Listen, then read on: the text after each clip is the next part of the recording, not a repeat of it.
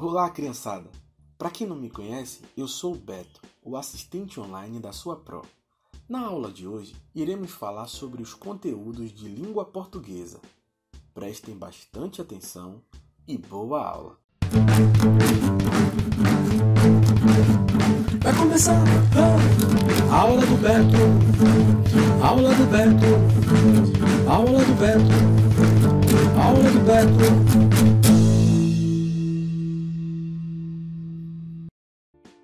Vamos começar a aula de hoje falando sobre as sílabas tônicas. Sabemos que as palavras são formadas por sílabas, como a palavra panela, que é formada pelas sílabas pa, né, lá. Panela. Dentre essas sílabas, tem uma sílaba que, quando falamos a palavra panela, possui um som mais destacado. Essa sílaba é chamada de sílaba tônica, porque quando a gente fala a palavra, ela sai com mais intensidade do que as outras. No caso de panela, a sílaba tônica é a segunda sílaba, né. No caso da palavra jacaré, vemos que a última sílaba possui um acento e, por isso, ganha um destaque sonoro em relação às anteriores, jacaré. Mas você sabe como podemos classificar as sílabas tônicas quanto à sua posição dentro das palavras? Vamos aprender? As sílabas tônicas são classificadas através da sua posição.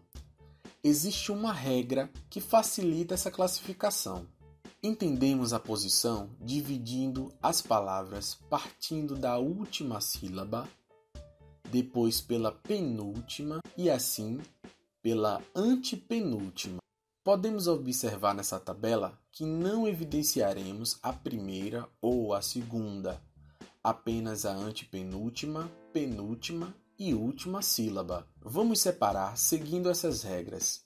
A palavra jacaré, lembre-se que é da última que começamos. Ré, cá, já. Jacaré. Vimos que a tônica é a última sílaba. Vamos escrever agora a palavra boneco. Có, né, bo. Boneco. A sílaba tônica é a né.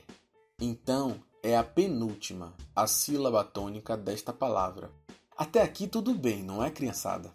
Bom, quando a última sílaba for a sílaba tônica, classificamos como oxítono. No caso da sílaba tônica ser a penúltima, chamamos de paroxítona.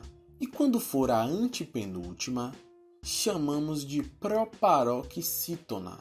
Espero que tenham aprendido. Se tiver dúvidas, assista a explicação novamente e observe atentamente os exemplos, buscando, quem sabe, empregar esta classificação a outras palavras. Vocês conhecem o Lucas, não é? A professora passou uma atividade para o Lucas realizar em casa. Trata-se de uma situação em que o Lucas terá que conjugar os verbos corretamente, onde o tema central será uma corrida, tendo em vista 3 diferentes possibilidades. Primeiro, partindo da ideia que a corrida já aconteceu. Segundo, que a corrida está acontecendo agora. E terceiro, que ela ainda vai acontecer. Bom, o Lucas ficou um pouco confuso, mas podemos ajudá-lo. Vamos lá? Vamos entender a atividade partindo primeiro do entendimento do que são os verbos. Os verbos são as palavras que indicam a ação, o estado ou fenômenos da natureza. Por exemplo, correr indica uma ação, porque a gente corre e correr é uma ação realizada por nós, não é? Os verbos podem variar de acordo com o tempo, pessoa ou número. Nós numeramos as pessoas da seguinte forma: primeira pessoa, segunda pessoa, terceira pessoa. A primeira pessoa, eu. A segunda pessoa, tu. A terceira pessoa, ele. Essas pessoas estão no singular, ou seja, no contexto individual. Mas numeramos também as pessoas no plural, que são as mesmas pessoas do singular, mas elas agora estarão no contexto coletivo, abrangendo o conjunto. A primeira pessoa no plural será nós. A segunda pessoa no plural será vós. A terceira pessoa no plural, eles. Então, já sabemos que usamos os números para numerar as pessoas e que existem pessoas no contexto singular, que é o individual, e no plural, que é o coletivo. Com isso, obedecemos tempos diferentes para conjugar um verbo. O tempo você já conhece, né? Passado, presente e futuro. O verbo correr, por exemplo, devemos conjugá-lo seguindo todos os números, pessoas e tempos diferentes. Não é difícil. Vamos tentar? Primeiro no passado. Bom, eu vou dar o exemplo partindo do princípio que a corrida aconteceu ontem. Ontem eu corri. Tu correste. Ele correu. Muito bem, esse foi no singular. Agora vamos ver como fica no plural. Nós corremos. Vós correstes. Eles correram. Perfeito, crianças. Agora vamos conjugar o mesmo verbo, só que no presente, pensando que esta ação acontece agora.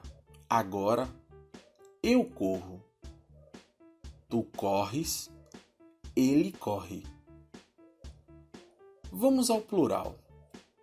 Agora, nós corremos. Vós correis. Eles correm. Parece difícil, não é? Mas aos poucos, com a prática, vamos muito longe. Olha, faltou apenas conjugar no futuro. Pense como se fôssemos correr amanhã. Vamos experimentar? No singular. Amanhã eu correrei. Tu correrás. Ele correrá. No plural. Amanhã nós correremos. Vós correrás. Parece engraçado, mas é assim mesmo. Eles correrão. Vejam que temos duas palavras com sons parecidos, porém com tempos diferentes. Quando queremos falar na terceira pessoa, no passado, as palavras terminam com AM. Já no futuro, quando a ação ainda vai acontecer, finalizamos a palavra com A, tio, O. Vou dar um exemplo utilizando uma frase. Eles perderam a corrida. Isso quer dizer que a corrida já aconteceu e eles perderam. Agora vamos ver o outro exemplo.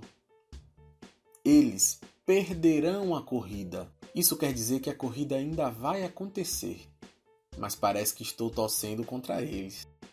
Acho que agora o Lucas entendeu direitinho a atividade que a professora passou. Espero que ele tire nota 10 nesse assunto. E espero também que vocês tenham gostado da aula de hoje. Comente com a Pro. E até a próxima, criançada. Tchau! Vai começar a aula do Beto. Aula do Beto. Aula do Beto. Aula do Beto.